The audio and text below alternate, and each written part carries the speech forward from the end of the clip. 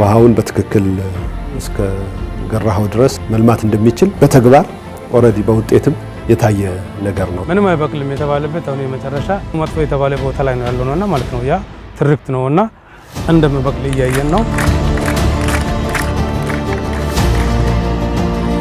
ባጃጅ ገዛው፣ በእግር እየመጣ ነበርኩት፣ ሞተር ገዛው። አመሰግናለሁ።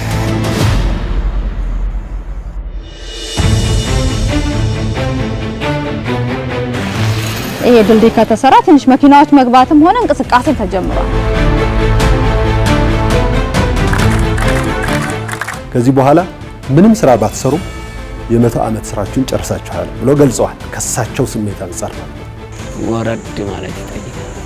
ከዛስ መወሰን ይጠይቃል። ከዛስ መከታተል ነው።